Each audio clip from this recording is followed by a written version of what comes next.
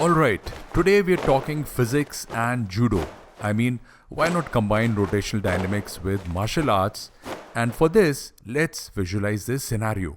So, in a judo foot sweep move, you sweep your opponent's left foot out from under him while pulling on his uniform towards this side.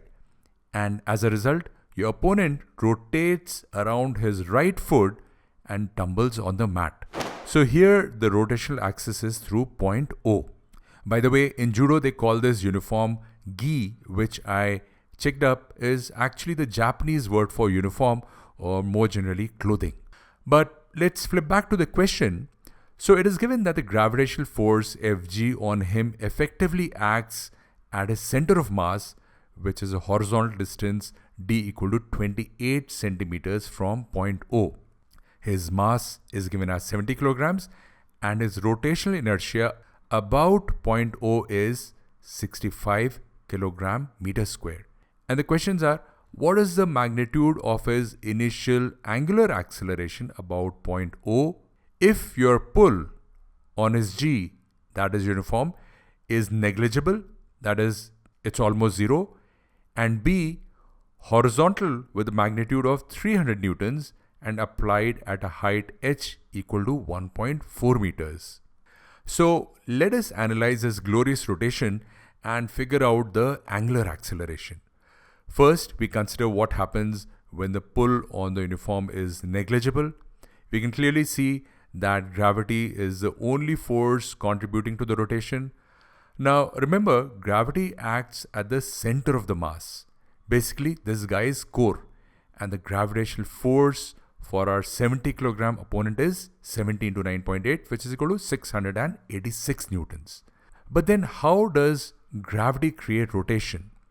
Well, you can see that the center of mass is horizontally 28 centimeters from the pivot point O, which creates a torque on the body that equals 686 into 0.28, which equals 192 Newton meter.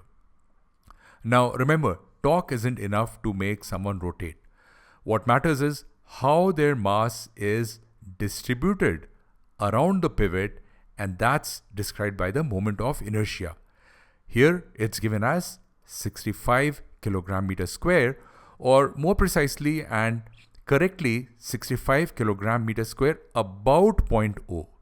Remember, mentioning moment of inertia by itself is not good enough. You have to specify that magnitude about a point or about an axis.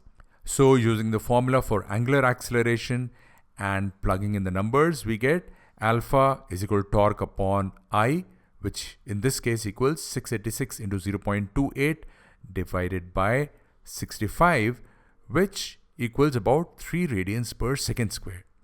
So if you rely purely on gravity, your opponent will start spinning at about 3 radians per second square. Now let's step it up and add some muscle to this sweep. So now you're also pulling on your opponent's gi with a force of 300 Newton that is applied at a height of 1.4 meters above the pivot.